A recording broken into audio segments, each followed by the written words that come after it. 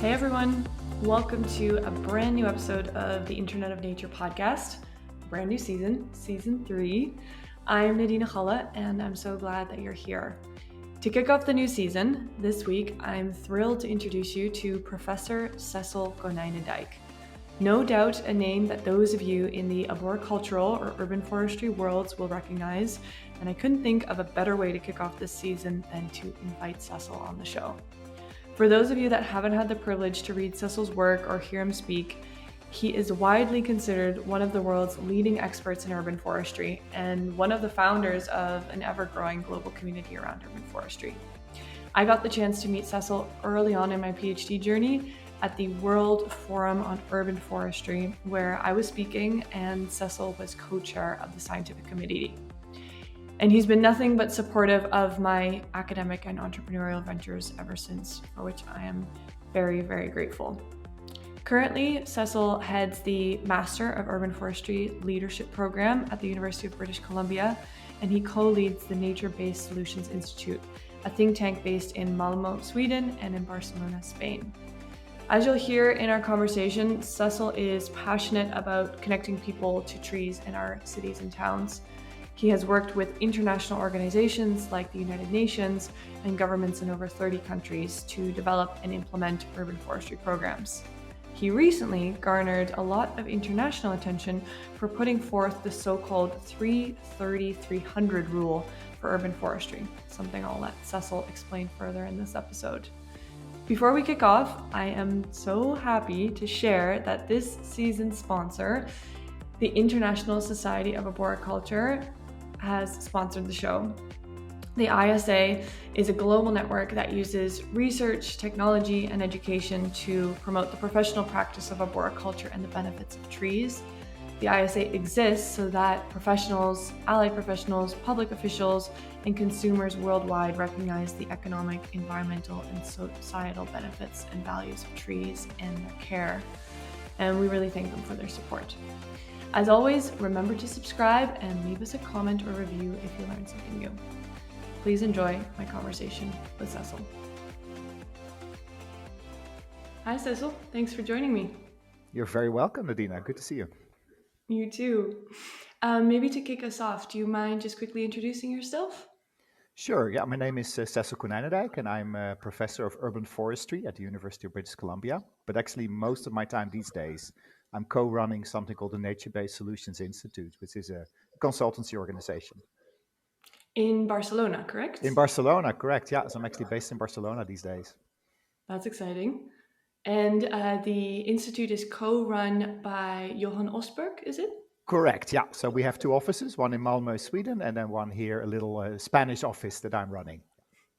Very nice. And what kind of projects are you guys focusing on these days? Yeah, so we do a lot of work kind of on the interface between science and policy. So we do a lot of policy advice. So I'm working with the government of Switzerland right now, Flemish government, Nordic Council of Ministers, the UN, to really bring urban forestry, green spaces into policy frameworks, basically. That sounds exciting. Is there, because I know we got the opportunity to collaborate, I guess it's 3-4 years ago now in 2018, when we co-published a paper together, kind of looking at all of the different ways that technology was being used in the urban forestry space.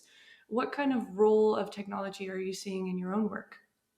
So I think a lot of focus of technology has to do with bringing information, like up-to-date information, into decision making. And of course, today, as you know, well, we have much more opportunities to do so. So we have much more advanced technologies, for example, geospatial tools. So it means actually you can have much better informed basis to take decisions on. And I think that's really exciting. That's really a change I've seen over the last maybe even 4 or 5 years, where things have really moved very fast, I would say.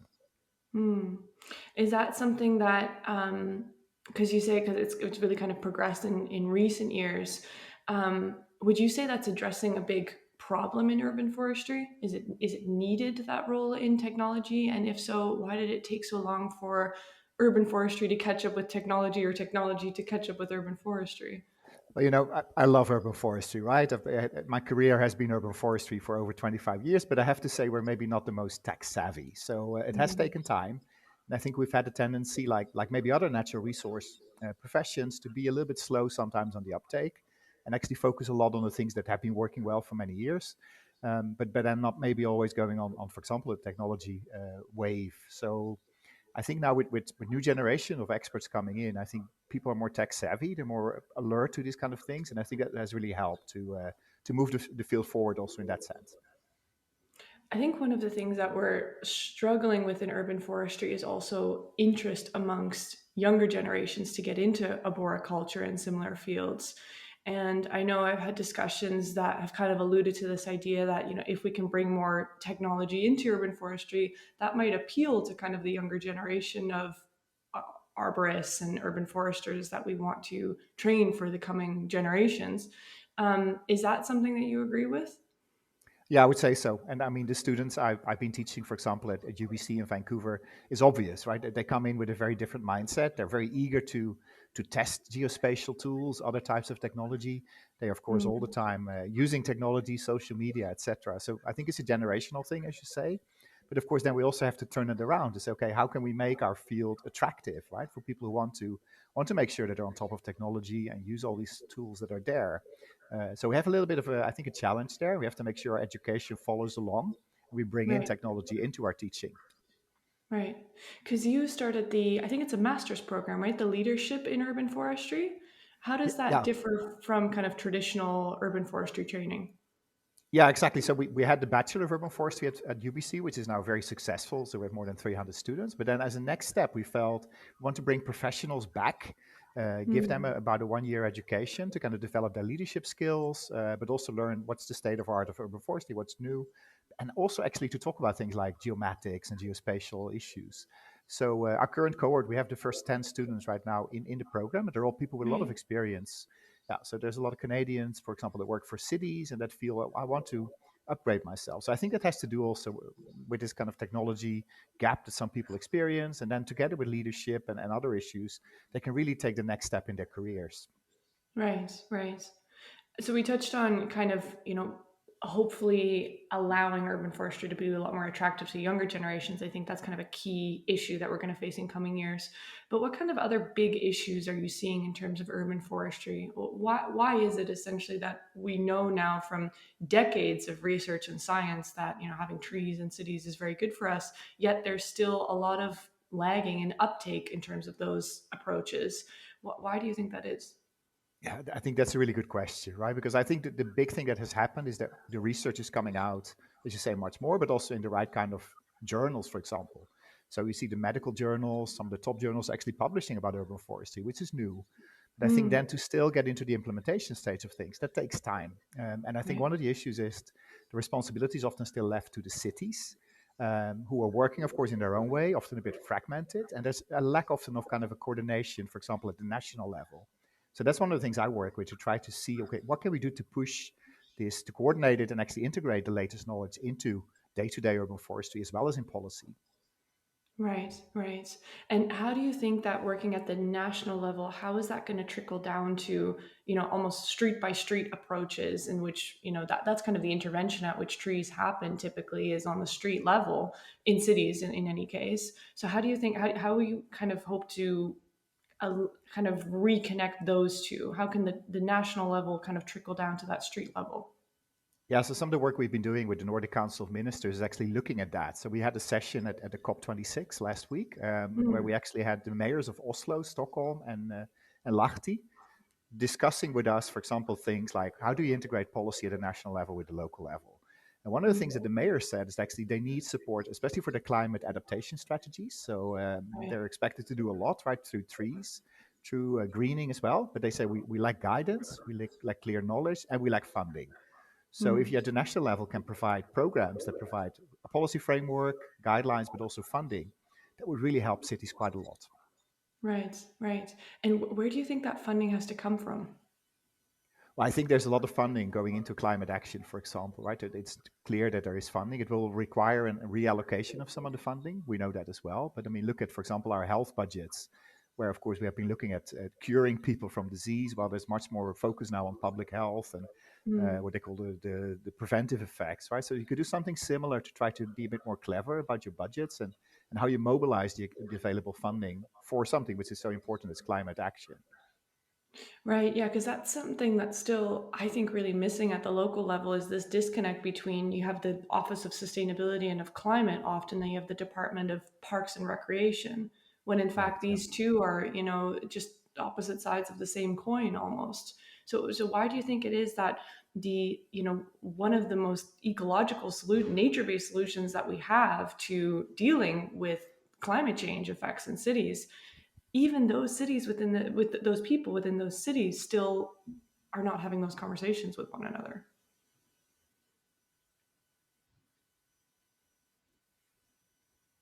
Oh,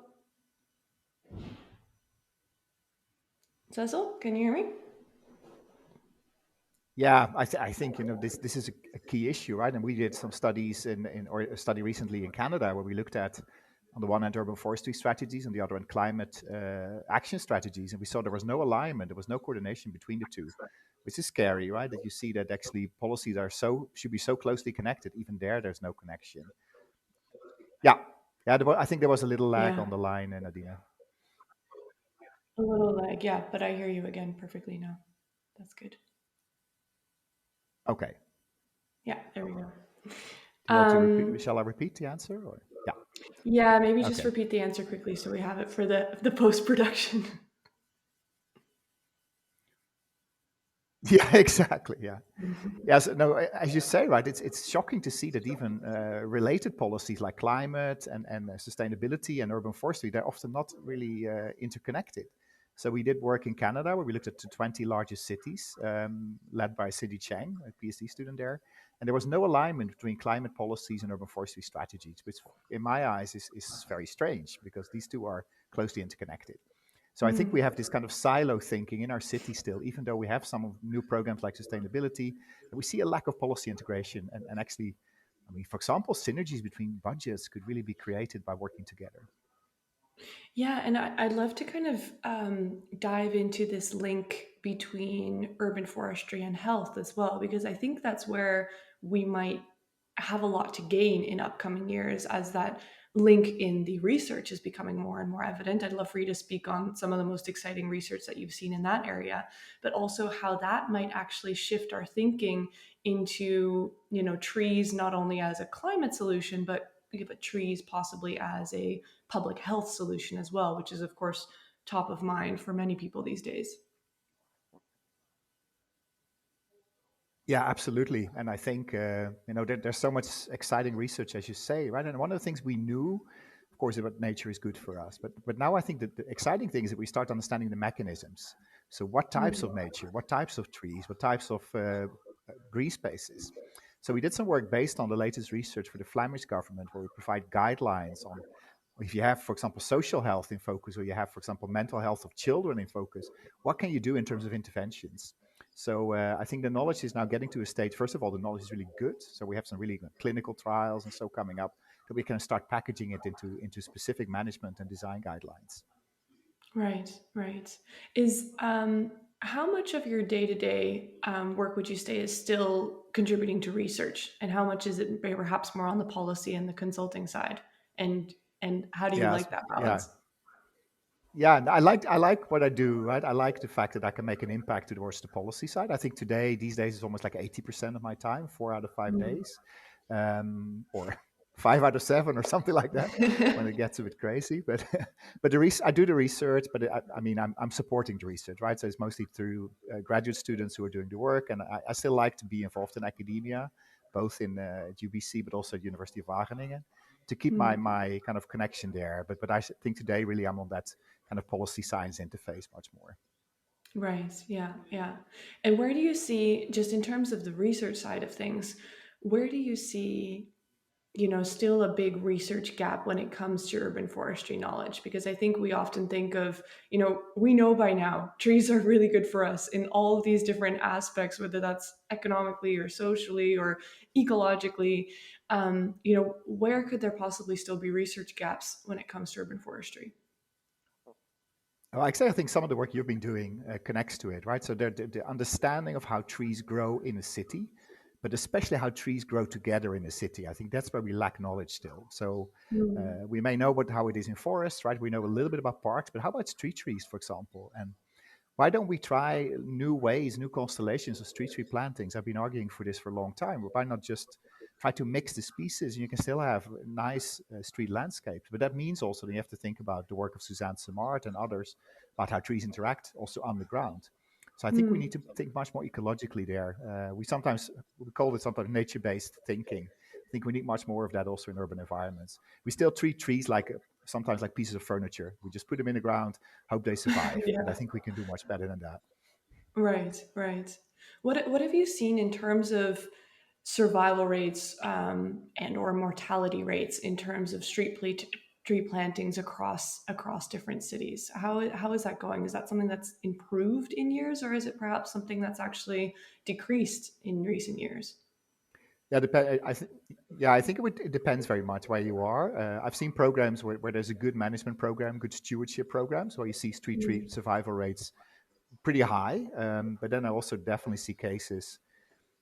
Think about big scale plantings that we see now in countries like China. So where I can be worried sometimes about survival rates. What happens is because money is not an issue, they come in and restock. But I think that's really a waste of resources, right? So you need to have that we call sustainable urban forestry in place. So you have to have a long-term management perspective as well.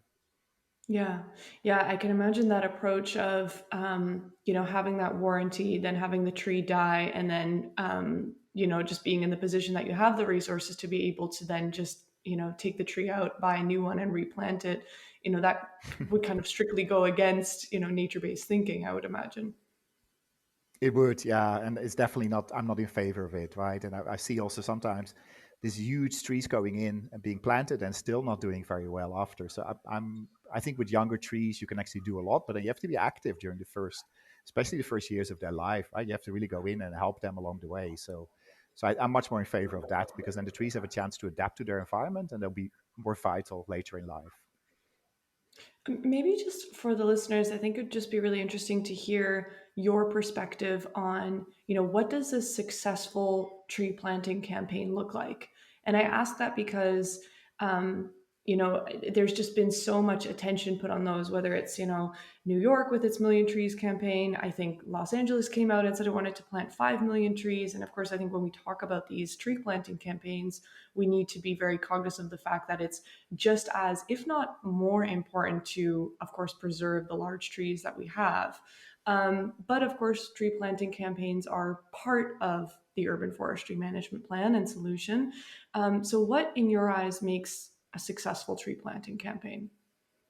Yeah, so I think a key issue is really to understand what the needs are, right? To understand why are we planting those trees and where are we planting them for what reasons. So, of course, you have to look at things like where the main needs. So, if, for example, using my 330-300 rule, right? So, where are the gaps in terms of 30% canopy? Where don't people see trees from their window? Where do we have access to green spaces within 300 meters? So, I think having a clear strategy is step one. And then when the trees go in, of course, you select the right species. Then there has to be a very clear management strategy, right? There has to be funding. You have to make sure that those trees are actually taken care of. So I think actually, honestly, tree planting starts with the management perspective in mind. And right now, of course, it's too much on the numbers: 1 trillion trees, 2 billion trees, whatever. And I think that's missing the point a little bit, right? Because it's not Right. about planting trees per se, but it's about growing a sustainable and productive urban forest. Yeah, it's like one of my mentors, Dr. Andrew Hirons at Myer School College. He always says, I can't put my finger on what it exactly is, but it's around it. Like, don't tell me how many trees you've planted. Tell me how many trees are still there after 30 years. Like, and Good I think point. that's Yeah. that's the perspective that we need to take. You beat me to it, Cecil, because I wanted to ask you about the 330-300 rule, which you briefly mentioned just now. But tell the listeners about that. What is the rule, and how did you come up with it, and why do we need it?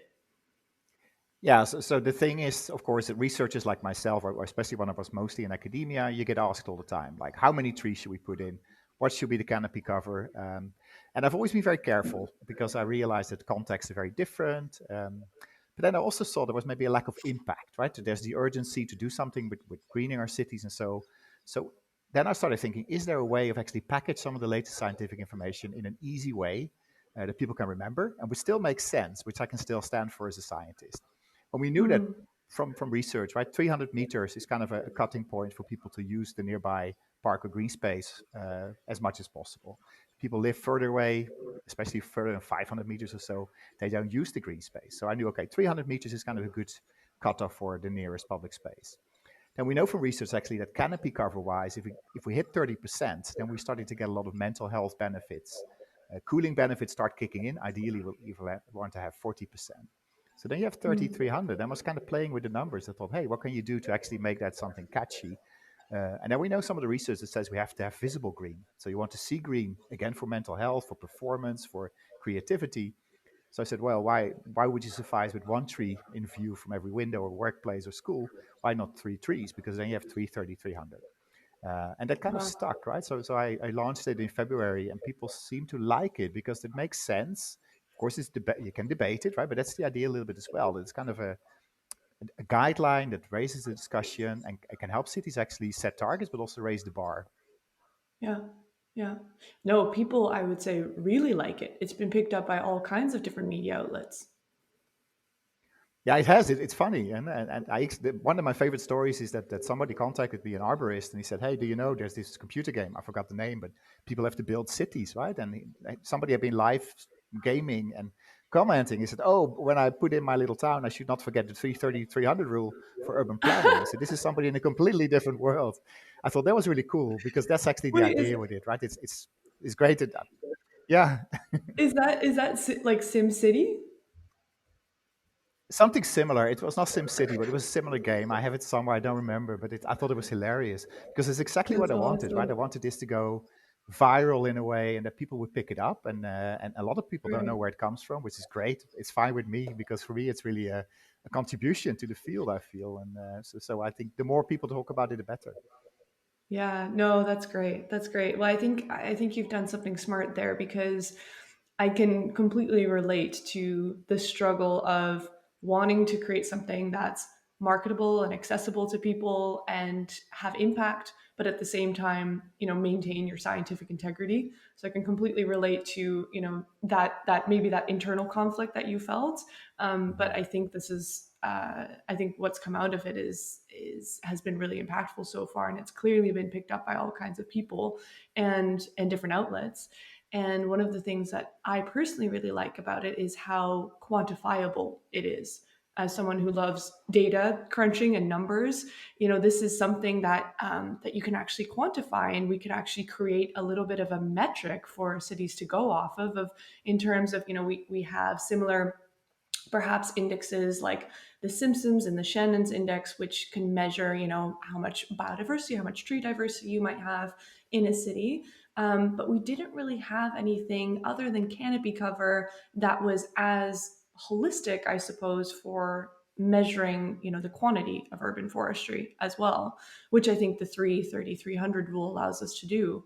Have you been working on quantifying this in different cities around the world? We're starting, yeah, we're starting. So it is, as I said, a bit of a bottom up, and right now I don't really have the capacity to do a lot of the research myself. But actually, funny enough, people come. So I had a group of students in Toronto, for example. They're looking at real estate transactions in Toronto, and through the pictures that are shown with those, they can actually see how many trees are in sight, for example, and then they can do Right. canopy analysis and distance to parks. I know there's some ideas also of research projects that are actually picking this up now, and they want to Right. bring it in as an indicator. It's kind of a almost like a wiki approach, right? So this is out there, and people start filling it in with their own information and data, which I think is great. And then on the Yeah. other hand, you see cities starting to implement it. So there's a few cities in Canada, a few in the UK. Just as actually today, I heard from Oslo that they're really eager to start working with it. For example, so Utrecht in the Netherlands has been the leading political party has been putting it on the agenda. So people are starting to work with it. So I think it's exciting times for that. Yeah, and I think it gives us more than just kind of the classic, whether it's a tree canopy assessment or even just like an NDVI, scan of what the greenness is of the city, right? It gives you perhaps a more nuanced idea of um, yeah, how your city is doing. And I think specifically what it does is it gives you a more it's almost like a checks and balances system, because you could have 30% canopy cover in your neighborhood, but that doesn't necessarily mean that you yourself or that everybody is actually having the same access to that, right? And Correct. is able to see 3 trees from their house. So I think, did you have that in mind, this kind of checks and balances system, when you designed the rule? Yeah, exactly. So sometimes I get or have been criticized. People say, "Hey, but it's not enough to see 3 trees from your window." I said, "Hey, but it works together with the other metrics, right? So it means that Right. if the 30% canopy is in your neighborhood, then it could be very likely, but not a given that you see 3 trees. And then the 300 meters, of course, also means that you have to have a decent amount of green space within a short walk from your neighborhood. So I think that is definitely part of it. And then I think the other part of it, so you say the science, the quantity, the policy side, but also actually the citizen science part, right? Because I can ask anybody, say, hey, go out, look out of your window and see how many trees you see. It's exactly what Right. Greenpeace Spain did. So they asked 5,000 people, I think, and asked, can you see 3 trees or more trees from your window? And I think Right. 70% said yes, but there's still 30% said no, right? Because in our dense cities, sometimes you don't have that visual access to green space. And I think what the rule also does so well, and you just touched upon it there, is driving it home on the individual level. Because as much as we want to claim to be very altruistic and do all these other things for our community, I think often it comes down to, but what do these policies and what do these interventions mean for me personally, where I live in my city, on the personal level? And I think that's kind of a nice thing, because everybody can look out their window and count the number of trees, and they have now a framework in terms of how to place that as well. Yeah, I think you're right. I think that's part of the beauty of the simplicity. Yeah, there's a lot of fantastic indicators, London, Swedish cities there, but they're very complex, right? For like regular citizens, normal residents, they're too far Right. away, they're too complex, they're too technical, and 330, 300 is something everybody can relate to. Yeah, no, I agree, and I hope that it brings the average citizen back to quantifying the impact of their urban forest, because there's been a number of different initiatives that have gone about measuring the greenness and trying to compete. Well, Paris is this green and Boston is this green and New York is scoring this way, and it often gets turned into how researchers from the MIT Sensible City Lab called it when they came out with Treepedia, which is the use of the Google Street View quantification. And when that came out, the first thing that the media started doing was comparing the Bostons to the Buenos Aireses to the Parises. And they had to come back, the director of the lab, Carlo Ratti, and the senior researcher, Fabio Duarte, had to come back on that and actually make a statement and said, this is not about, a so-called green Olympics. This Treepedia should actually be used to compare, blocks to neighborhoods, blocks to blocks, street by streets within the same city, to see where you can prioritize it. So, how are you? Because I know that this is a question that you're going to get as the 330-300 rule, gains further momentum. How are you going to deal with the people that ask you, what's the greenest city in the world? What's the city that's doing the best? Yeah, exactly. So that's exactly not the point, right? So as you say already with the Tripedia example, so this is also why this is defined at the neighborhood and even the individual level. So Right. so a city can be 30% canopy. Barcelona is a good example, 25% canopy, but that's because there's a huge green space on the north side of the city, right? That takes most of that canopy Mm. cover, which is great, but it doesn't really bring the trees into the neighborhood. So here we're talking about the neighborhood level. Define your neighborhoods, and within each and every neighborhood, you need to actually fulfill that metric. And you could even Right. break it further down and say, well, you actually want to go to the sub neighborhood level. So I think Right. that's it. It's not a benchmarking tool so much, as you said, between cities. It's actually within the city, where you Right. say, hey, where do we see green space being provided properly, and where we really do we have the gaps? No, absolutely. And I think that's what a lot of these, top 10, greenest cities in the world lists get wrong a lot of the time, is that it doesn't take into account, um, oftentimes, population density, and it definitely doesn't take into account the geographical boundaries of cities, some of which are absolutely massive and will include large woodlands on the outskirts of the city. And other ones are, only really the interior, the central business district of the city is only really defined as what makes up that city. So you got these completely warped perspectives of which cities are green and which cities aren't. Yeah, exactly. I think that's it. But what you could ask cities, of course, is say, hey, how many of your neighborhoods actually fulfilled 330, 300? If you have Yeah. Barcelona, 10 neighborhoods, right? For each of those 10, are we actually reaching that, or are we on the way to do that? And then you're actually Right. looking, as you say, at the kind of the built-up neighborhood level. I think that's much Right. more meaningful. And then you can benchmark based on that. Hey, you say, hey, 80% of our neighborhoods actually are living up to this. Right. I've been wanting to ask you about, so I think the three is very clear what that means. 30 is very clear. When you say it's 300 meters to a green space, how are you defining a green space? Yeah, that's a very good question.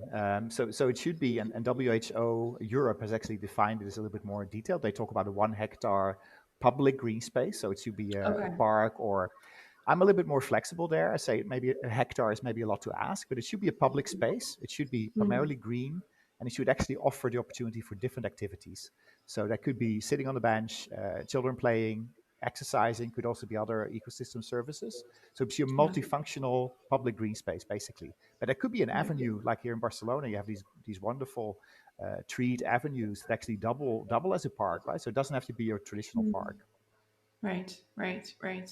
And hopefully, also, what it means as well, some of the things that you can build into that is how many, not only do you have one green space at 300 meters distance, but perhaps you have several smaller ones that could fulfill the same purpose, right?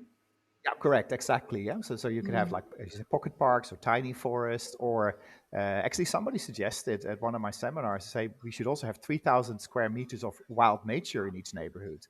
So people start playing with the concept, which is really nice. Somebody else said, for example, okay, those 3 trees, they should be big trees, so they should be at least 30 centimeters. So people are bringing in more trees into it, which I think is fun. That's part of it. yeah, yeah, yeah, right. We're gonna have to start defining what those three trees mean as well. Yeah, Yeah, that's yeah, interesting. exactly. Right. Where do you see the 330, 300 rule going? Or where do you want it to go? My biggest hope is really for people to use it as a tool, right, to debate the importance of trees, and also to higher the ambitions for each and every city, each and every neighborhood. It would be fantastic, of course. It's written into policy, and I said the Nordic Council of Ministers is coming out with a policy brief that mentions it. The UNECE, which is the Economic Commission for Europe of the United Nations, they're starting to bring it into a policy brief. But it's not, for me, it's not. It's a tool, right? If something comes up that's better, fantastic. For me, it's really a driver to move our field forward and to actually enhance our impact. Because as you said earlier, we have the research, we have the professionalism, we have the skills, but the impact is often not there. And there's Right, something missing there, which I think is policy tools and guidelines, basically. right, right, right. No, absolutely.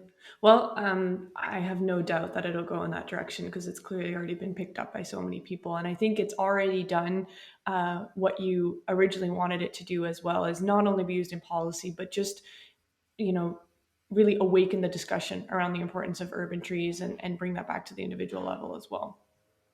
Absolutely, yeah. So I'm very happy with that. Of course, I think the moment I came with it, I was already invited to the ministerial conference for the protection of forest in Europe, which means that there's a need for these kind of clear messages, clear tools.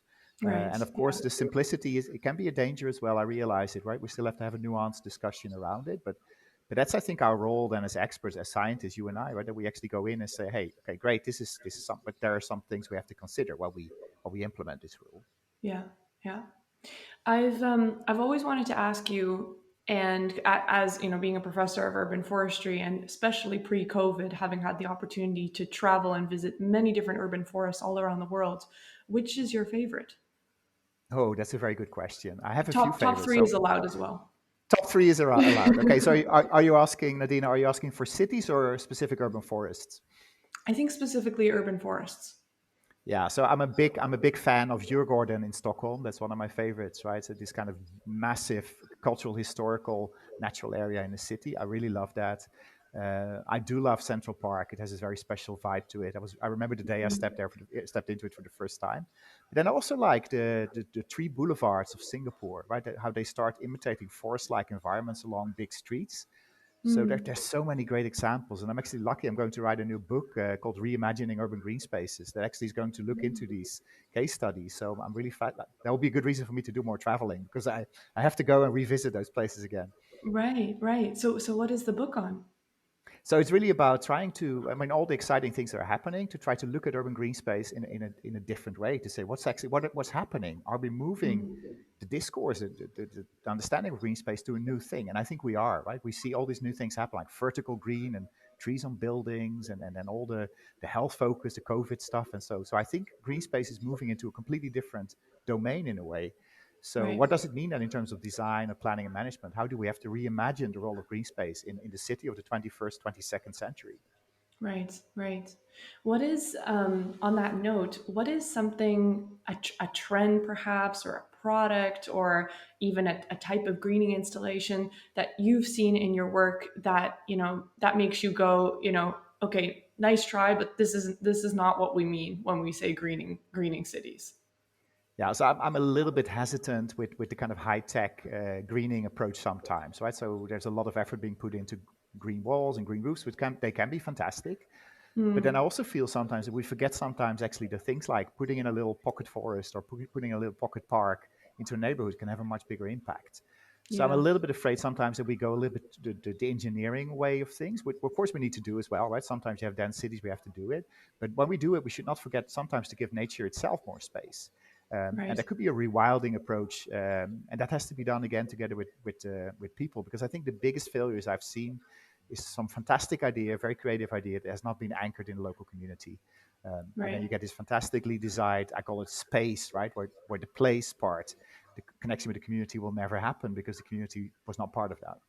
Sure. Yeah. No, absolutely. And it often feels like, specifically when we talk about green roofs and vertical greening, that it doesn't really go along with your concept of nature-based thinking, which is that, that ecosystem approach, that is central, and everything kind of comes out of that, versus these green roofs and vertical greening. Not all of them, but a lot of them kind of feel like they're an afterthought, and was like, okay, yes, we also have to green this area. Perhaps the easiest way to do this, because we're not willing to give greenery and nature the space that it should actually have, we'll try to, pop it on a wall, pop it on a roof, and then we can still, comprise of that regulation that we've now met.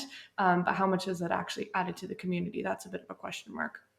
Yeah, I fully agree, and I think not to say anything negative, because there's a lot of good stuff going on, right? There's some fantastic green roofs, for example, that really try to be accessible and natural. But I think you're absolutely right. There's a risk; it becomes almost like a greenwashing, right? So we actually, we get our targets by just trying to put some green wall up that has a nice aesthetic role, maybe, but nothing Right. compared to a park or a pocket park or a group of trees that will have so many more benefits.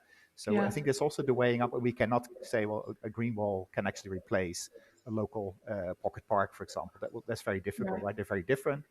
And I think we have to have a much more nuanced discussion about that. It always blows my mind when, of course, we know the term greenwashing from, the advertising world, in which certain products might be, advertised as a lot more sustainable than they actually are. But now we can actually do greenwashing with actual green elements as well. That kind of blows my mind. That, I mean, I think it's almost a positive thing that there's Yeah, that yeah, yeah. there's so much attention to greening that we can actually now even have the opportunity to greenwash certain greening projects, I should say. Yeah, Yeah, it's kind of bizarre. yeah. No, I absolutely. Yeah, I think you're right there as well, right? And I always have to remember when I walked into a forest. I think it was or a park in China, I think, and I heard fantastic bird sound. And then one of my Chinese colleagues said, "No, there are no real birds. We just put little speakers here." Right, so of course, you can have that kind of virtual experience, but we should not forget to have, the real nature there as well. Yeah, yeah, yeah. Oh, yeah, that's pretty disturbing. Once we get to the point where we just put speakers up and have bird noises on repeat, then we know that we've perhaps crossed a line. Yeah, yeah. I would say so. Um, Yeah. I am curious though, because you asked cities or urban forests. I am curious, what are some of what are some of the cities that you see are really innovative in terms of, some of the practices that they're using? Yeah, so Singapore definitely is up there. So I'm happy to go there in December again, because it's always good to see Mm, what's happening there. I know there's such an interesting mix of new design, new management, but also good science behind it. So they're always kind mm, of there. But also, I would say cities like Melbourne have done a lot of interesting work, right, on a really thorough process of planning their management plans and actually following up at neighborhood level. Some of the European cities have been doing some really cool stuff. I mean, some of the Dutch cities, Swedish cities, I think are really exciting. There's a lot of good examples, and it can also be some, a city in Latin America or so that has really been trying to bring back nature in an interesting way. Curitiba was a good example in Brazil, for example. So I think that's the exciting part. What You did see a what lot did of they cities do? doing their own thing. So they really integrated whole sustainability thinking into their very fabric, you can say. So they were really one of the first, I would say, worldwide that actually did that. And Wow. of course now they've been called up with other cities, but just the idea that actually you can actually develop a competitive good city by being a sustainable city, right? I think that was really grounded in cities like Curitiba, and you see it now in many other cities. You have to be sustainable, you have to be green, you have to be Europe's green capital. It becomes part of your being or your image as a city as well. Right. Yeah. No. Absolutely. What do you say to those that look at Singapore and they say absolutely no doubt it's incredibly innovative in the way that they've greened it, but perhaps have critique on how Singapore has perhaps moved towards wanting to be a city in a garden, which of course has a little bit more of a perhaps exotic species focus to it rather than a city in what might once have been Singapore's more native ecosystem. Yeah, no, I think that's fair criticism, right? And they lost quite a lot of their native ecosystem. Obviously, they have a little bit of pockets of forest or wetland, but then, of course, I guess the reality was there that okay, we're in this situation. We try to find our own approach. If you go to cities in Eastern Europe, for example, you see, of course, much more long tradition of having the forest integrated in the city. So cities like Ljubljana, for example, they really have managed to maintain the forest as a big part of the city. So actually, I'm admiring just as much that approach as kind of the Singaporean novel greening approach. I think they're both different ways of tackling the same kind of question. Yeah, no, absolutely, absolutely. So, what kind of looking ahead and moving forward, especially with the Nature Based Solutions Institute now as well, what would be a dream project for you to be able to work on? Oh, that's a really good question. I would love to work as a greening person in a kind of a citywide approach, right? Like almost like a hackathon where you say, okay, this city, how do we see ourselves 100 years from now? How are we going to be completely redesigned as a city? Because of course we've been making cities for many years, but for example, architecture hasn't really changed in some ways, but our buildings still look to some extent pretty similar. We adapt them, we make them more green, but why can't we think a little bit more radical? And it would be great to be part of an interdisciplinary group of people that are actually looking at that. Where actually green is taken as one of the key components, right? The nature-based approach is part of any new project will have to actually take that into account. I think that will be kind of a dream project for me to work with big cities or even small cities and to think, okay, how can we really take this city into the next century, basically? Right. Yeah, and almost kind of reverse engineer from there in a way. Correct. Yeah, Right. correct. Absolutely. Did you know that this was the kind of work you wanted to do as a kid? I knew I wanted to do something with nature, with forest. I wanted to be a biologist first, an ecologist, then a forester. I studied forestry, but I realized I'm also a people's person and also a city person. So I started thinking, okay, I have to bring these things together. And then I found out that this thing, urban forestry, existed, which was still pretty new. So it was kind of my ideal landing place, right? And then also I've done a little bit of journalism, I've done communication stuff. So it all started coming together in this really fantastic way, working with people in nature, with cities and these dynamic processes. And of course, as you know, right, communication is an extremely big part of that. So for me, it was the ideal Absolutely. mix. Yeah. Yeah. And that leads perfectly actually to my next question, which is I think most of the listeners listening to this will already know you and know of your work, but in case that they don't, where can they find you and connect with you online? Sure. So if you're on Twitter, then my handle is an urban forester, an urban forester, urban forester. So easy to find. And then our website is nbsi.eu. Also loads of information. And if people know how to spell my last name, you can also Google me and then find some publications on Google Scholar, for example. So it may be harder for non-Dutch or Flemish people, but yeah, It'll be always it'll happy to to talk. Yeah, It'll be in the description. Yeah, yeah. I always right. feel, being Dutch, of course, myself, I always feel really special because they're like, yeah, and of course, Cecil Konijnendijk. And I was like, you mean Yeah, Konijnendijk? yeah, exactly. How difficult can it be, right? Exactly. Come on, Konijnendijk. Yeah, Yeah. yeah. Yeah. And the last question that I ask all of my guests who come on the show is, what does the Internet of Nature mean to you? I think it's a really clever concept. It's a bit like 330, 300 in that sense, but it actually brings together a few things in a very communicative way. So it talks about, of course, technology and the internet, which is really connecting all of us worldwide. It is this really big thing in our lives. But then it also talks about connections in nature and the need, for example, to understand ecological processes much better. So I think bringing those together in one phrase, it's almost like a little bit like an oxymoron, like urban forestry was back in the days, right? So it creates a tension, I think, but also creates a really interesting field where you can actually say we have to start bringing these things together: technology, social sciences, ecology. So I really like it. I think it's a catchy phrase, and to me, it's still a concept also which is open enough for people to start giving it its own meaning, which is often a thing that actually can be very beneficial as well. So now I'm definitely a fan. Well, and I appreciate that. And not just that, I also wanted to publicly thank you for, since the beginning of my PhD, you've been nothing but incredibly supportive and continue to push me to the front of podia that I didn't think I would have the opportunity to speak on, and you keep doing so. So I really appreciate all of the support. You're more than welcome, Nadina. I think we need new thinkers and creative thinkers like you. So it's all out of the interest of urban forestry. Good. Well, I think that's a beautiful place to leave it. So thank you for coming on. Thank you. I really enjoyed that episode, and I hope you did too. If you did, go ahead and subscribe to the podcast now and leave us a review. We really appreciate it. It really helps to grow the show.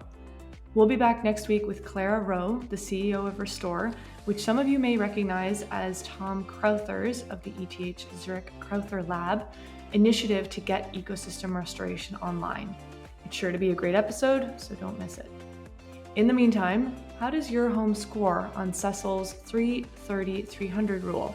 Can you see 3 trees from your window? Does your neighborhood have at least 30% canopy cover? Do you have a green space within 300 meters of your home? Send me a message on Instagram at Internet of Nature to let me know. And lastly, a big thank you to this show's sponsor, the International Society of Arboriculture. If you want to learn more about some of the most topical issues in the arboriculture industry and network with industry experts and peers, we invite you to attend the ISA 2022 International Conference in Malmö, Sweden from the 12th to the 14th of September. More information and how to register can be found at www.isa-arbor.com. Thank you for listening to the Internet of Nature podcast. This show is an NA Media production.